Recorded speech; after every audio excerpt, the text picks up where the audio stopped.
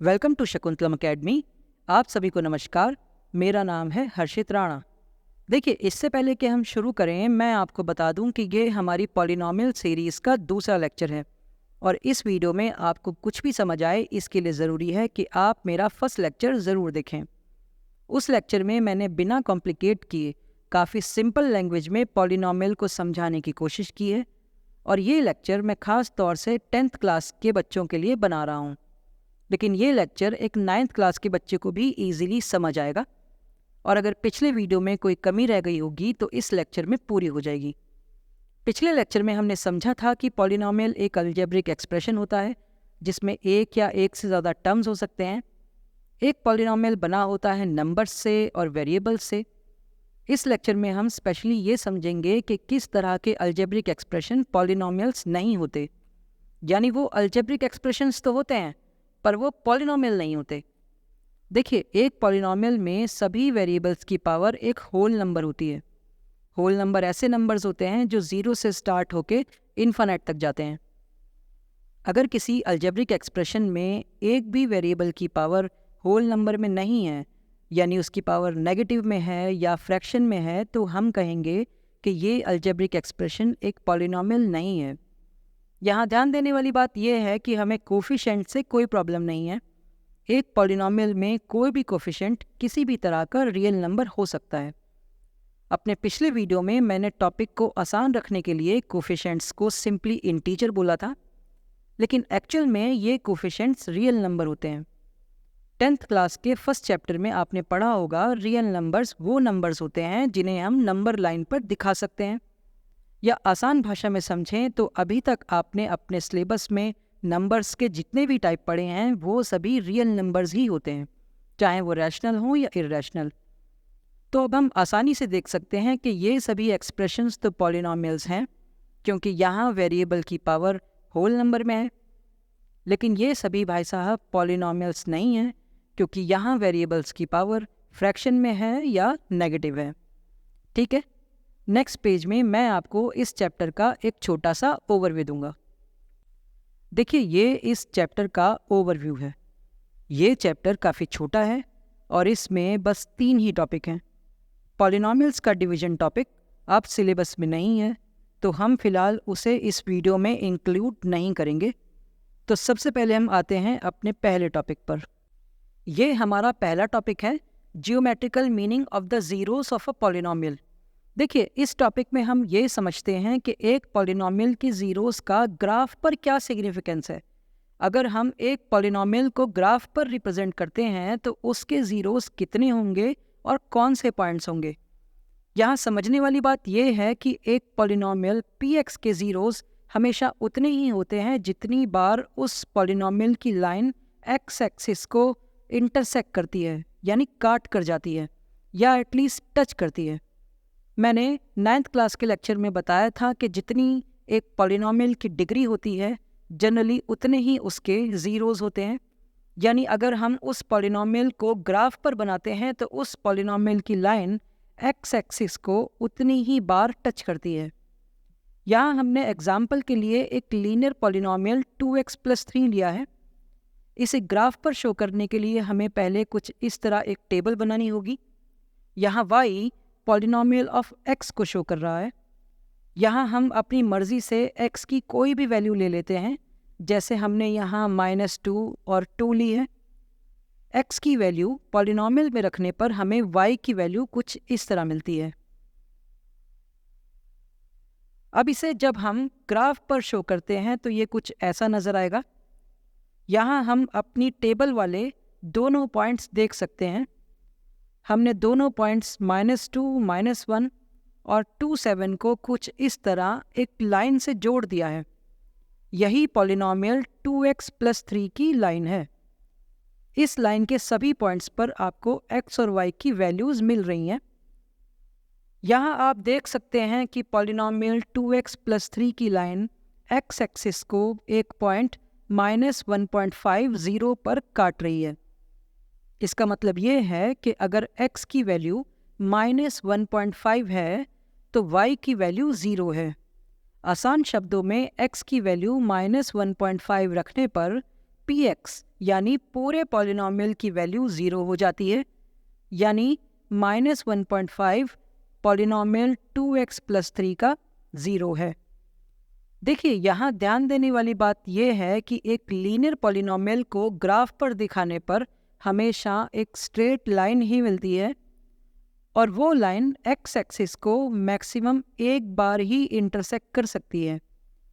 अब क्योंकि ये लेक्चर 10th क्लास के लिए है, तो यहाँ हमें ये ध्यान रखना है कि एक पॉलिनॉमियल की जितनी डिग्री होती है उसके मैक्सिमम उतने ही 0 हो सकते हैं। उससे कम तो हो सकते हैं, पर उससे ज़्यादा नहीं हो सकते। यहाँ मैंने एक और एग्जाम्पल लिया है। ये एक क्वाड्रेटिक पॉलिनॉमियल है। अगर अब हम इसे ग्राफ पर शो करते हैं तो पहले हमें कुछ ऐसी टेबल बनानी होगी। यहाँ हम x की जगह पर ये सभी वैल्यूज़ रखते हैं, तो हमें y की जगह पर ये सभी वैल्यूज़ मिलती हैं। मैंने यहाँ एक एग्जाम्पल दिया है इसे समझाने के लिए। अब इन पॉइंट्स को ग्राफ पर शो करने पर और आपस में जोड़ने पर हमें कुछ ऐसी शेप नज़र आती है। इस U जैसी शेप को एक पैराबोला कहा जाता है। यहाँ हम देख सकते हैं कि ये पैराबोला एक्स एक्सिस को 2 पॉइंट्स पर इंटरसेक्ट कर रहा है। यही दोनों पॉइंट्स इस पॉलिनॉमियल के 0 हैं।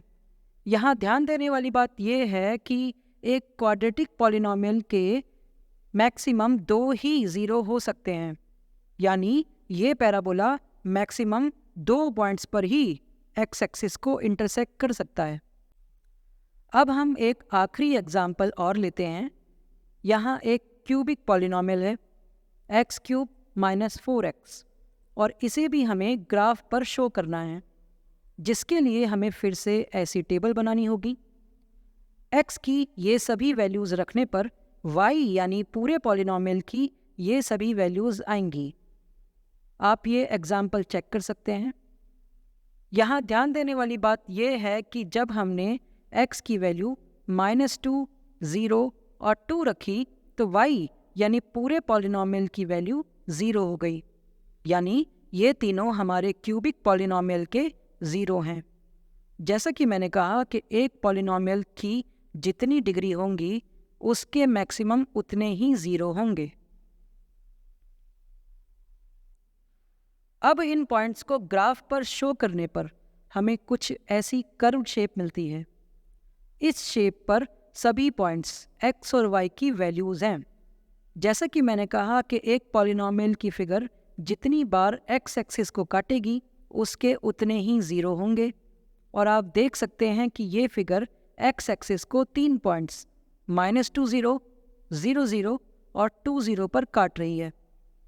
क्योंकि ये एक क्यूबिक पॉलिनॉमियल है तो ये फिगर x एक्सिस को 3 से ज़्यादा बार ना तो काट सकती है और ना ही टच कर सकती है।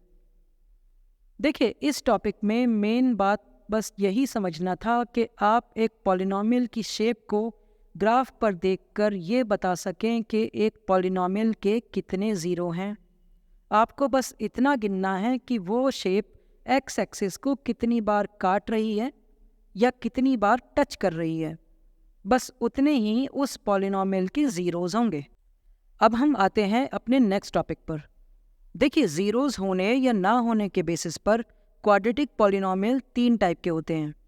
पहले वो जिनके 2 डिस्टिंक्ट यानी 2 अलग अलग 0s होते हैं, जैसा कि हमने एग्जाम्पल नंबर 2 में देखा था।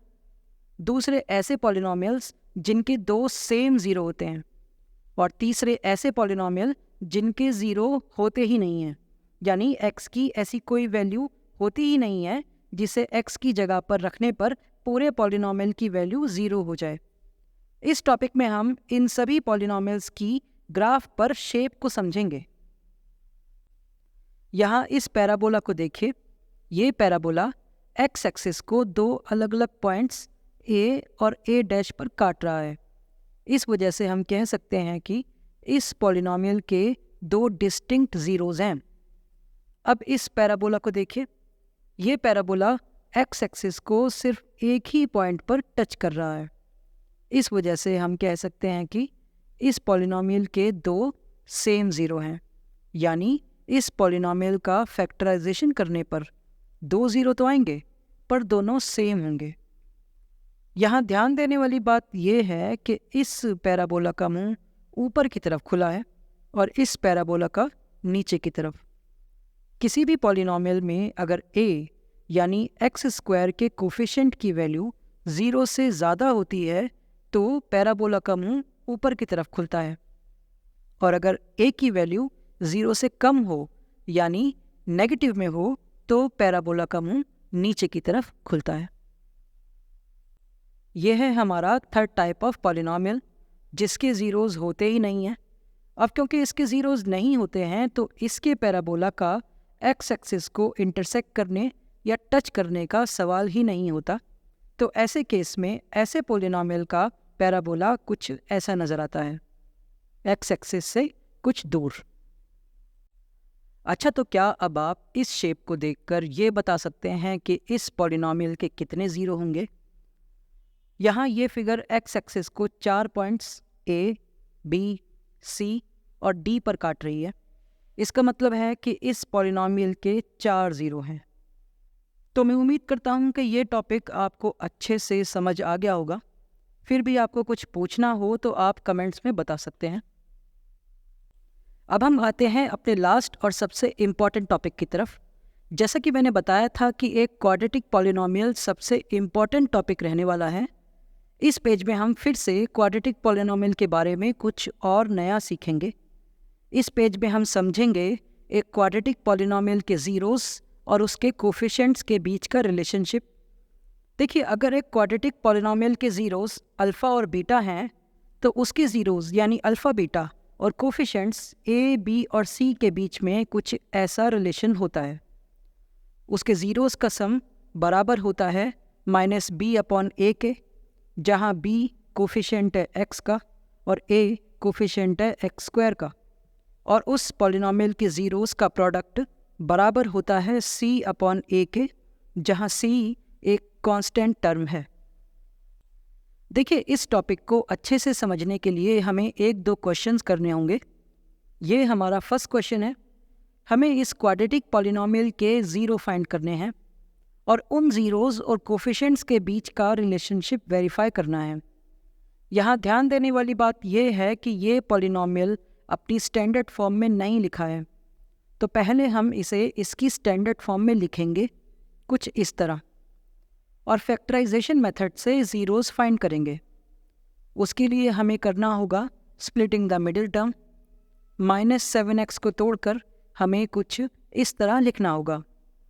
देखिए, -x को तोड़कर लिखने के और भी कई तरीके हैं, पर इस क्वेश्चन में हमें यही कॉम्बिनेशन इसीलिए लेना है क्योंकि -9x और 2x को मल्टीप्लाई करने पर वही आता है जो 6x² और -3 को मल्टीप्लाई करने पर आता।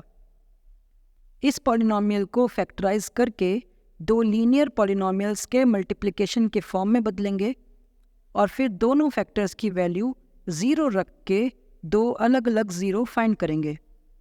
यहाँ एक x की वैल्यू आई है ये, और दूसरे x की वैल्यू आई है ये।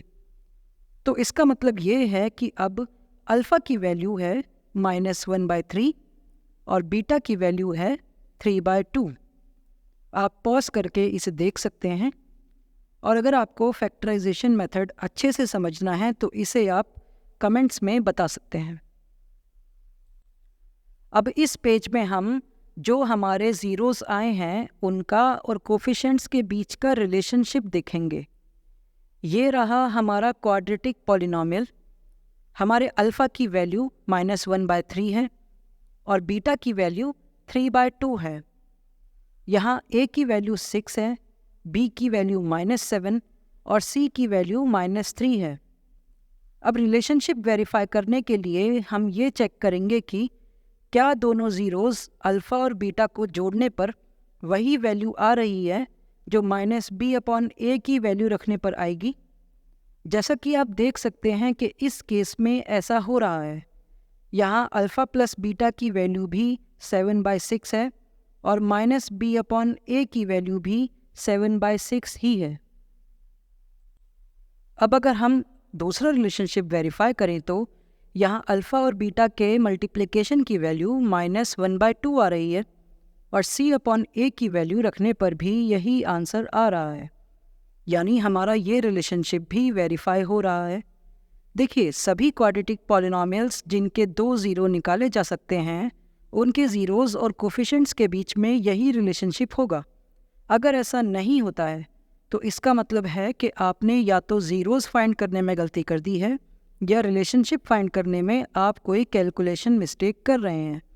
इस टॉपिक से ऑलमोस्ट हर साल एग्ज़ाम में क्वेश्चन आते हैं। अब हम एक क्वेश्चन और करते हैं। देखिए, इस बार ये क्वेश्चन थोड़ा अलग है। इस बार हमें पहले से ही ज़ीरोज़ के सम और प्रोडक्ट की वैल्यू दी हुई है और हमें इसके बेसिस पर पॉलिनॉमियल फाइंड करना है। एक बात पर ध्यान दीजिए कि ये 4 और 1 ज़ीरोज़ के सम और प्रोडक्ट की वैल्यू है, ये ज़ीरोज़ नहीं हैं। वैसे तो इस क्वेश्चन को करने के कई मेथड्स हो सकते हैं, पर मैं आपको यहाँ सबसे इजी मेथड बता रहा हूँ। आपको यहाँ ये फॉर्मूला दिख रहा है। आपको बस इतना करना है कि इस फॉर्मूले में अल्फ़ा प्लस बीटा और अल्फ़ा इंटू बीटा की वैल्यू पुट करनी है और आपको इजीली आपका पॉलिनॉमियल मिल जाएगा, जैसे कि मैंने यहाँ किया है। आपको बस ये फॉर्मूला याद रखना है और आप इस तरह के सभी क्वेश्चंस पर यही मेथड यूज़ कर सकते हैं। अब अगर आपने ये वीडियो यहाँ तक पूरा देखा है तो आपका बहुत शुक्रिया। मैं उम्मीद करता हूँ कि आपने काफ़ी कुछ सीखा होगा, और अगर आपको कोई बात पूछनी है या किसी टॉपिक को अच्छे से समझना है तो आप कमेंट्स में बता सकते हैं। मैं उस टॉपिक पर वीडियो बना दूँगा। तब तक अपना ख्याल रखिए। अब हम मिलते हैं अपने नेक्स्ट लेक्चर में।